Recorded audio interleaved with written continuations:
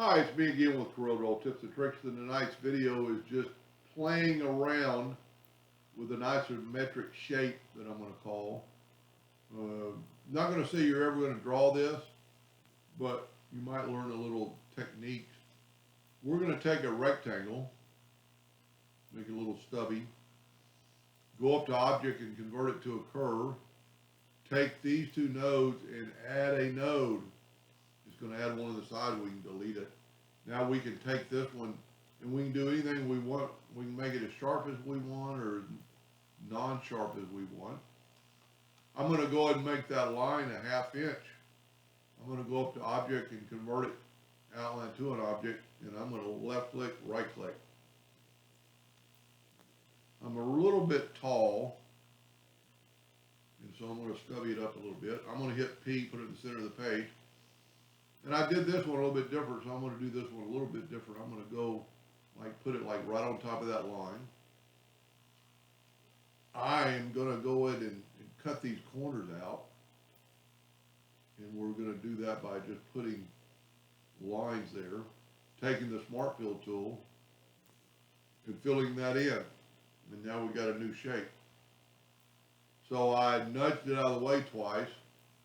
Now I'm going to nudge it back twice. I'm just using the arrow keys. Left click, right click. I'm going to Control D and make a duplicate. And then I'm going to put the center rotation in the center. And I'm going to rotate it 60 degrees. You can play with different degrees. I really need to go all the way around. So I'm going to Control D again and go 120.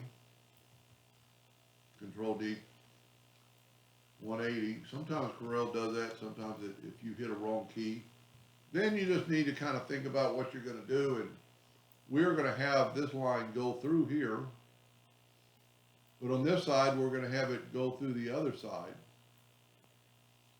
And really, these kind of are going to kind of fit together because this is our sharp point. So I really don't think we need to do anything with that. We probably do need to do something.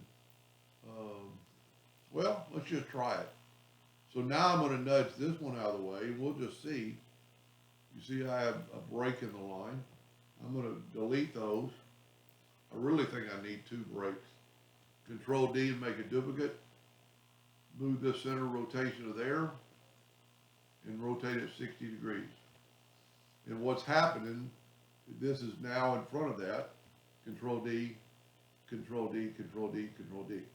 Now you've got a star in the middle or some sort of shape that you can use. But I really, well, let's just try. I'm probably going to have to break one of these lines up because now you don't have to. But what you can do is take the Smart Fill tool, set on a different color. Let's just use black.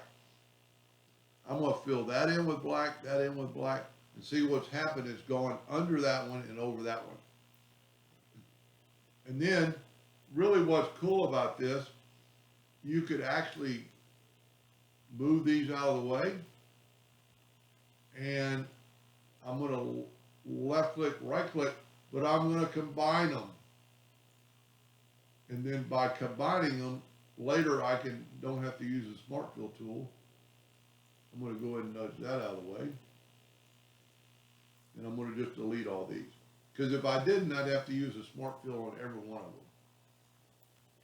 So I'm going to Control D and make a duplicate. Move the center to the center. It doesn't ever look like it is, but it is. Rotate it 60 degrees. Control D, Control D, Control D, Control D. But by combining them, what has happened now, I can just click on this and make it blue. I can click on this and make it green. I don't have to Smart Fill every little piece that's left over. Pretty neat little trick. Of course, I didn't pick very good colors. But then you put that back. Now we've lost some of the size, but it really depends on what you're really looking for. We could change that. Let me put that back. Let me nudge that out of the way. For just a second, we can change it up completely. I'm going to left click, right click. then we could actually take, anything and change this up. We could take let's just change it quite a bit. Let's take a 3-point curve line and give it a little curve, okay? And by rotating from the center, I can control D and put that in the center. And we're still rotating 60 degrees, so I'll control D, 60 degrees, and put that curve right in the next one. So what we can do now is just forget about that shape and just have that shape. It's going to fill in all the parts. And since we're combined, I can just fill in these parts, and they look like they're under, well, that's not a good choice for the second color. They look like they're going under and over the other parts.